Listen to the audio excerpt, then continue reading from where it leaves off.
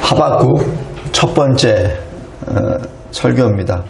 1장 1절부터 11절까지 말씀입니다.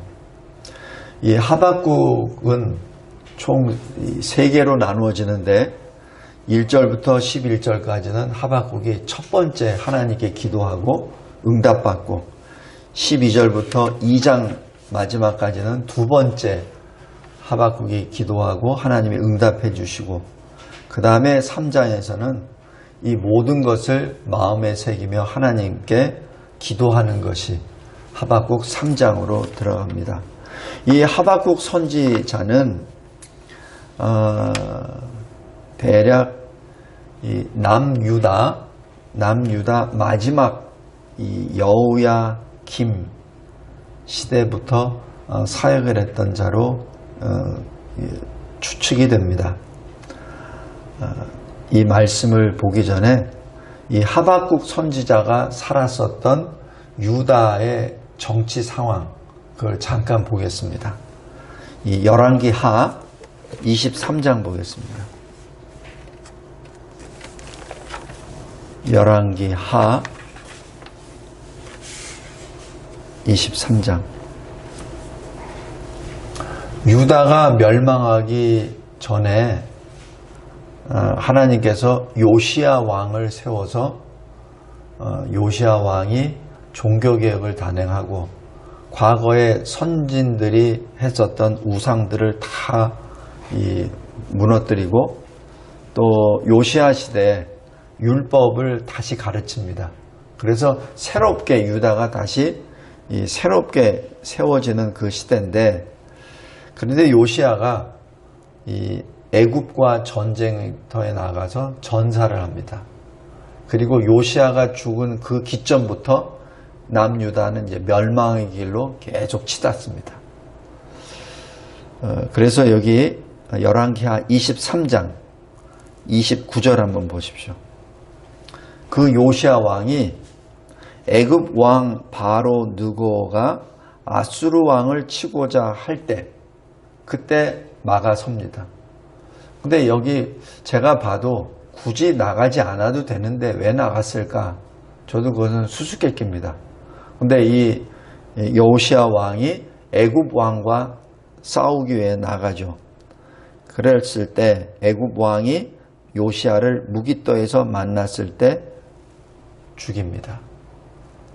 이게 역다해하에 보면은 이 전쟁터에서 이 요시야 왕이 화살에 맞아서 피를 흘려서 죽게 되죠. 그렇게 되다 보니까 여기 31절 보십시오. 여호아하스, 바로 이 요시야의 아들입니다. 이 아들이 23살이 됐을 때 아버지가 죽었기 때문에 왕이 됩니다. 3개월을 통치합니다. 왜냐하면은 여기 이 33절에 보면은 이 애굽 왕 바로 느고가 다시 공격합니다. 다시 하는데, 왜냐하면 이 아버지 왕을 죽였기 때문에 모든 전세가 지금 애굽에 들어가 있어요. 근데 이 여호아하스 왕은 반애굽 세력입니다. 그러니까 애굽을 싫어하는 그러한 왕이에요. 그러니까 유다에서 그 왕을 세웠지. 왜냐하면 원수의 손에 죽었으니까 당연히 반애굽 정책을 하는 왕을 세운 거예요. 그러자 이 바로 왕이 그걸 용납할 수 없다 이거지. 니들 왕이 내가 죽였는데 내가 원하는 왕을 세워야지. 그래서 폐위시켜 버립니다. 그러니까 여호아하스를 폐위시키고 그 다음에 벌금까지 물게 합니다. 그것이 이 33절입니다. 바로 느고가 그를 하맛 땅 림나에 가두어, 왕을 가두어 버린 거예요. 그러니까 이 당시 유다가 어떤 지경에 있는지 한번 이렇게 잘 생각해 보세요. 옛날 우리 그 한일합방 전에 이 고종의 그 모습을 보면 딱 거기에 맞아요. 림나에 가두고 예루살렘에서 왕이 되지 못하게 하고 그 나라로 은 100달란트, 금 1달란트를 벌금으로 내게 합니다. 그리고 34절, 요시야의 아마 둘째 아들인지가 엘리야킴을 그의 아버지 요시아를 대신하여 왕으로 삼고. 그러니까 왕을 이 바로 느호가가 이 유다 왕을 세우는 거예요. 그러니까 여기에 대한 유다는 지금 힘이 없는 겁니다. 아예 바로의 속국이 돼버린 거죠. 애굽에. 그러면서 그 왕의 이름까지 바꿔버려요. 엘리야킴이 아니라 여호야킴으로. 이게 수치입니다. 그리고 여호아스 그 전 왕은 애굽으로 잡아가서 거기서 죽습니다. 이것이 당시 유다의 현주소입니다. 이때 여기 35절에 여호야김이 또 바로에게 또 이게 벌금 같은 걸 또 내서 일종의 이거는 세금이죠. 조세죠. 그것을 또 내게 됩니다. 그래서 실질적으로 이 유다는 독립국이 아니라 이 자주국이 아니라 이 바로 애굽의 속국이 되어버립니다. 자, 그럼 다시 하박국으로 돌아가겠습니다. 오늘 첫 번째 주제입니다.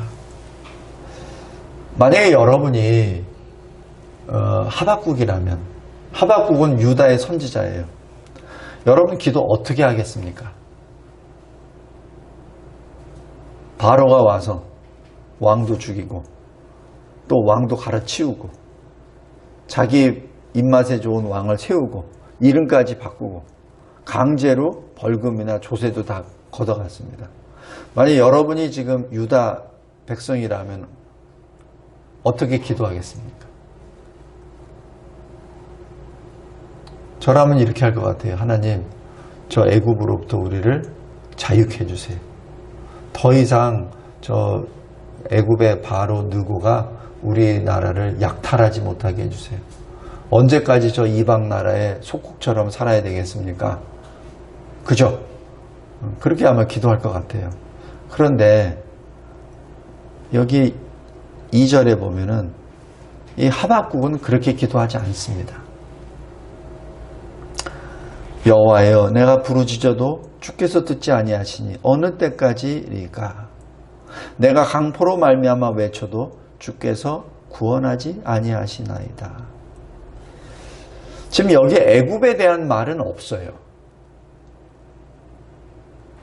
애굽에 대한 얘기가 없어요.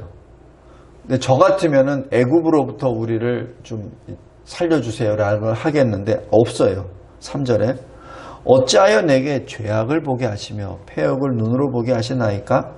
겁탈과 강포가 내 앞에 있고 변론과 분쟁이 일어났나이다. 여기도 애굽에 대한 게 없어요. 4절에 보십시오. 이러므로 율법이 해이하고, 여기서 해이하다는 이 원어 성격을 보면은 율법이 기능을 잃어버렸고, 그러니까 이게 나라가 율법이 기능을 잃었다는 얘기는 불법이 자행돼 버리고 이 율법이 더 이상 효력이 없다는 얘기죠. 그러니까 이게 무법지대가 됐다는 얘기입니다. 정의가 전혀 시행되지 못하오니 악인이 의인을 애워쌌으므로 정의가 굽게 행하여 짐이니이다. 지금 이게 하박국의 기도 내용입니다. 제가 처음에 이 하박국을 읽었을 때는 그냥 그 역사적인 배경 없이 읽었을 때는 하박국이 지금 유다가 머물고 있는 거기서 법이 무력화가 되고 악인이 득세하고 의인이 핍박을 받고 정의가 실현되지 않으니까 이것을 강구했다고 이렇게 봤습니다. 그런데 하박국의 그 상태를 보면 지금 그렇게 기도할 때인가 하는 생각이 들어요. 애굽으로부터 그렇게 빼앗김을 받고 수모를 당하는데 내가 하박국이라면 이렇게 기도했을까? 그게 첫 번째 주제입니다. 왜 하박국은 이렇게 기도했는가? 하나님의 응답은 5절에 보세요. 너희는 여러 나라를 보고 놀라고 놀랄지어다. 너희 생전에 내가 한 가지 일을 행할 것이라 말할지라도 믿지 아니하리라. 그러니까 너희들이 예측하지 못하는 일들이 너희가 살고 있는 동안에 한 번 일어날 것이다. 그 얘기 뭐예요? 이 일이 났고 난 다음 너희는 죽을 수도 있어. 이게 마지막 사건일 수도 있어 라는 사실 놀라운 무서운 말씀입니다. 6절부터 여기 11절까지는 바로 그 믿을 수 없는 일이 뭐냐? 바로 6절에 갈대아 사람을 일으켜서 너희들을 쓸어버리겠다는 얘기입니다. 갈대아 사람이 누구죠? 바벨론입니다. 그래서 당시 국제 정세를 보면은 아까 여기 애굽이 아수르를 공격하려고 했죠. 근데 아수르가 멸망합니다. 어디에? 바벨론에. 그러니까 이 애굽은 아수르를 대항하려고 했는데 이 아수르 자체를 바벨론이 쓸어버리고 바벨론이 다 쓸어버립니다. 지금 그런 형국입니다. 그래서 이 바벨론의 먹잇감이 이 유다가 된다는 얘기입니다. 나중에 애굽이 바벨론과 몇 번 잽을 붙다가 애굽도 쓰러져 버리죠. 그러니까 지금 이 바벨론에 대한 성격이 6절부터 11절입니다. 어느 정도냐면 6절 사납다. 굉장히 빠르다. 여기 성급하다고 했는데 굉장히 빠르다는 얘기입니다. 그 다음에 6절 후반부에 점령한다는 얘기입니다. 그냥 가서 그냥 지나가는 게 아니라 가는 곳마다 점령을 해버립니다. 7절에 두렵다, 무섭다. 8절에 표범같이 빠르다. 저녁 이리같이 사납다. 그리고 독수리같이 빠르다. 그리고 9절에 이 포로를 잡는데 마치 모래같이 포로가 많을 것이다. 10절에 왕들을 멸시하고 지도자들을 조소하고 성벽이라고 견고하게 세운 모든 것들 다 비웃음거리가 되고, 왜냐하면 그 성벽을 흉벽을 쌓아서, 그러니까 성벽이 예를 들어 10m다 그러면 흉벽을 11m를 쌓는 거예요. 위에서 공격해버리는 거죠. 그 정도로 힘이 있다는 얘기입니다. 그래서 성들을 점령할 것이고, 11절 바로 그들의 바벨론 군의 신은 자기들의 힘이다라는 얘기죠. 그러니까 자기들의 능력, 힘을 믿는, 주목을 믿는 민족이라는 얘기입니다. 오늘 말씀은 여기까지입니다. 여기서 다시 주제로 다시 돌아갑니다. 왜 하박국은 애굽을 벌하소서라고 기도하지 않고 애굽으로부터 우리 유다를 구원하소서라는 기도를 하지 않고 왜 율법이 해이해졌습니다. 악인이 득세했습니다. 라는 기도를 했을까요?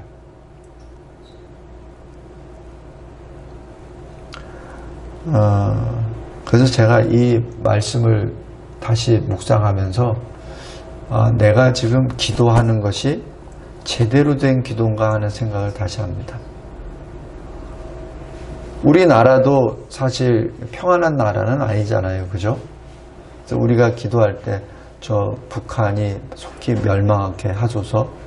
그래서 우리가 자유롭게 예배도 드리고, 그리고 북한에서도 가서 복음도 전하고 교회를 세우게 하소서. 우리 기도 그렇게 하잖아요. 그죠? 근데 지금 하박국식으로 기도한다면 이렇게 기도하는 거예요. 북한에 대해서 기도하는 게 아니라 이 나라에 있는 법이 회복되게 하소서. 언약 백성이라고 하는 교회들이 회개하게 하소서. 하나님의 말씀대로 살지 않고 세상처럼 사는 성도들이 회개하게 하소서. 지금 의인들 가운데 하나님의 성도들을 에워싸는 많은 불법한 교회를 공격하는 저들을 주님 벌하여 주소서. 지금 그렇게 기도하는 겁니다. 선지자는 누구죠? 하나님의 사람이죠. 선지자는 어떻게 기도하죠? 하나님의 뜻에 따라 기도하죠. 하나님의 말씀을 받고 그 다음에 그 말씀대로 하는 사람이니까. 그래서 제가 이 하박국을 이걸 쭉 보면서 이 설교 준비가 안 되더라고요. 내가 여태까지 기도했던 것, 그것이 맞는가? 우리 자체가, 나 자신이 온전히 말씀에 붙잡히지 않은 상태에서 북한이 무너지기를 원하는 기도가 될까? 이 땅에 있는 그 주사파 세력들이 물러가고 또 종북 세력이나 또 중국을 쫓는 그런 무리들이 사라지게 하소서라고 하는 것이 맞는가 하는 생각이 든다는 얘기예요. 지금 하박국 선지자를 통해서 지금 사실 저에게 계속해서 이 많은 찔림을 주십니다. 두 번째 주제가 그겁니다. 왜 하박국의 기도 내용과 하나님의 응답 내용을 기록하게 하셨을까? 이게 두 번째 주제입니다. 기록하게 하셨으니까 우리가 읽고 있죠. 왜? 우리에게 유익이 되라고. 이 시대에 우리에게 주는 발등의 등불이요, 우리가 가야 될 빛이기 때문에 이 말씀을 주신 것 아닙니까?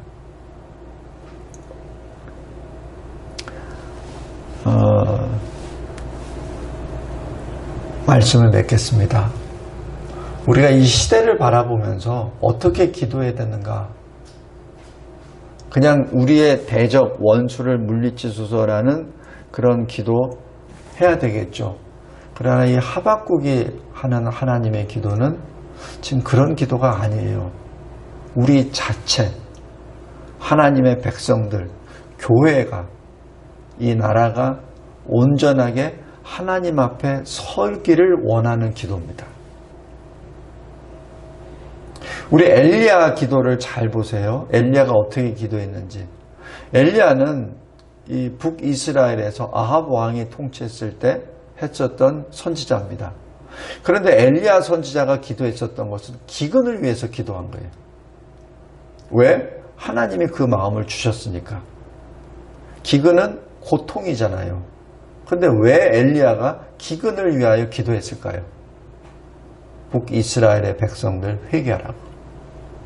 왜냐하면 그것이 하나님의 뜻이기 때문에. 그래서 그 말씀에 응답을 하셨죠. 그리고 3년 반 동안 기근이 나죠. 그리고 엘리야를 통하여 그 당시에 있었던 850명의 거짓 제사장들을 다 없애버리고, 물론 그것으로 인하여 북이스라엘의 이 신앙이 회복된 것은 아니지만 그때 살아계신 하나님을 증거합니다. 그리고 엘리야에서 엘리사 시대로 넘어가서 북이스라엘에 끊임없이 살아계신 하나님을 증거하게 되죠.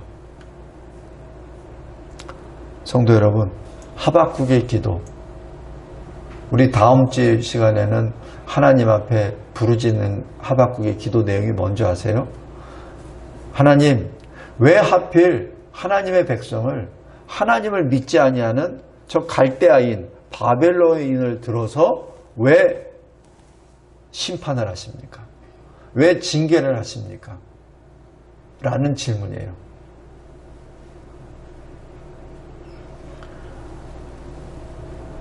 우리가 하나님 앞에 가장 먼저 서야 될 때가 아닌가 생각이 듭니다. 우리가 기도할 때 나 자신의 거룩을 위하여, 나 자신의 신앙에 대하여 먼저 기도하는 자, 우리 교회의 신앙을 위하여 기도하는 자, 우리 성도들의 신앙을 위하여 기도하는 자가 되기를 원합니다. 우리 아브라함 시대에서도 그러잖아요. 소돔 성에 10명이라도 의인이 있었더라면 소돔 성은 멸하지 않습니다. 근데 그 의인 10명이 없었죠. 왜냐하면은 나라가 서고 멸망하는 것은 원수가 등장하고 아니가 아니라 하나님의 뜻입니다. 하나님의 손에 달려 있어요. 그래서 우리 이 나라가 존재하느냐 망하느냐 하는 그 결정 권한은 하나님 손에 달려 있다는 얘기죠. 그러면은 하나님께 붙어 있어야지 살죠. 근데 우리는 하나님께 붙어 있기보다는 눈에 보이는 원수들을 물리쳐 주세요라고 기도를 합니다. 우리가 어디에 서 있는지 그거는 전혀 생각 안 하고, 내 각자 개인의 문제도 마찬가지예요. 내가 어떤 무슨 재물에 관한 문제, 대인관계의 문제, 건강에 관한 문제, 이런 문제가 발생됐을 때, 직업에 관한 문제, 사업에 관한 문제, 이런 문제가 있을 때 눈에 나타나는 그 현상을 가지고 기도를 해요. 그것이 틀리다는 건 아니나, 그런데 정작 나의 신앙에 대한 것, 나와 하나님과의 관계에 대한 관계 회복에 대해서는 사실 기도를 생략해버리는 경우가 있습니다. 지금 오늘 이 하박국 기도서 여기 첫 번째 말씀을 보면서 그것이 제 마음을 계속 찔렀습니다. 네가 그렇게 기도를 하느냐? 네가 매일매일 정해놓고 기도하느냐? 너희 성도들과 같이 기도하느냐? 부르짖으며 기도하느냐? 좋다. 그런데 정작 너 자신의 신앙에 대해서는 왜 함구하느냐? 너희 교회에 대한 신앙에 대해서는 왜 기도 안 하느냐?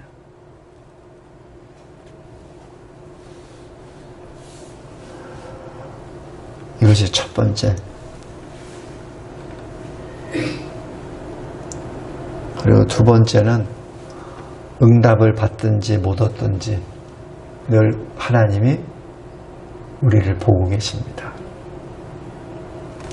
여기 1절 보세요.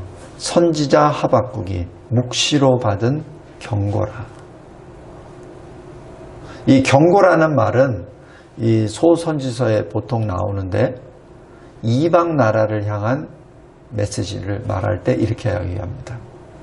근데 지금 하박국은 이방 나라에 대해서 한 것보다 유다에 대해서 한 거예요. 근데 왜 경고라고 했을까? 유다가 벌써 이방인 나라처럼 생각하고 말하고 행하기 때문에 지금 이렇게 주신 것이 아닌가 봅니다.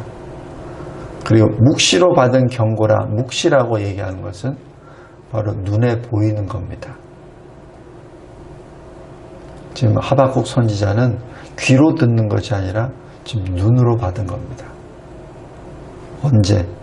2절에 내가 부르짖어도 응답하지 않았을 때, 내가 부르짖고 내가 부르짖고 주여 구원하여 주소서, 왜 구원하지 아니하십니까? 라고 부르짖고 응답받지 못했을 때 하나님께서 하박국 선지자에게 보여주신 경고의 메시지입니다. 첫 번째 주제, 나는 과연 어떻게 기도를 해야 되는가? 두 번째, 기도의 응답을 받든지 못 얻든지 하나님은 내 옆에 계십니다. 우리 가운데 계십니다. 그 하나님은 나의 부르짖음을 지금 듣고 계십니다. 때로는 주무시는 것 같기도 하고, 때로는 나의 기도를 무시하시는 것 같기도 하지만, 그러나 왜 주님이 잠잠하시냐면 주님이 능력이 없어서 잠잠하신 것이 아니라 내가 아직 주님의 말씀을 받을 준비가 안 됐기 때문에 주님이 잠잠하십니다. 성도 여러분, 늘 하나님만 바라봅시다. 세상 가운데 있으면서 많은 시련과 유혹이 있습니다. 이런 사람이 뭐라고 하면 귀가 쏠리고, 저것을 보면 또 쏠리고, 또 이렇게 생각하면 또 이것이 쏠리고 할 때가 있습니다. 그런데 왜 정작 우리 가운데 계시는 주님을 바라보지 않고 세상 사람들이 말하는 것에 그렇게 귀를 기울이고 세상에 나타나는 현상에 왜 그렇게 빠져버립니까? 하박국처럼 눈에 보이는 애굽 왕의 위협보다는 국권이 찬탈당하고 수치를 당하는 그 가운데에서도 영의 문제를 생각하고 신앙의 문제를 생각하는 이 시대의 하박국이 되기를 바랍니다. 그랬을 때 마지막 하박국이 고백했던 것, 비록 내 안에 내 외양간에 소도 없고 내가 이 포도밭에 포도가 없어도 나는 하나님을 기뻐합니다 라는 고백이 있을 줄 믿습니다. 우리 하박국의 말씀, 짧은 말씀입니다. 다시 한번 묵상하며 이 시대에 다시 한번 하나님의 마음에 맞는 모든 기도의 능력자가 되기를 주 예수 그리스도의 이름으로 간구합니다. 감사하고 감사합니다. 하나님께서 주신 하박국의 이 말씀을 통해서 다시 한번 우리들의 신앙과 우리들의 기도의 모습을 다시 한번 묵상케 하여 주심에 감사합니다. 눈에 보이는 것은 잠시 지나가는 것이요 그러나 눈에 보이지 아니한 것은 영원한 것이라고 고린도후서에 기록되어 있던 것처럼 우리의 눈이 영원한 주님을 바라보며 그리고 주께 더 가까이 나아가 그리스도 안에서 주와 연합된 하나님과 하나가 되는, 그리하여 하나님의 뜻에 맞는 기도하는 자, 그리하여 하나님의 뜻을 이루어 나아가는 주의 사람이 되게 하옵소서. 교회가 되게 하옵소서. 그리고 이 대한민국이 되게 하옵소서. 예수 그리스도의 이름으로 기도드리옵나이다. 아멘.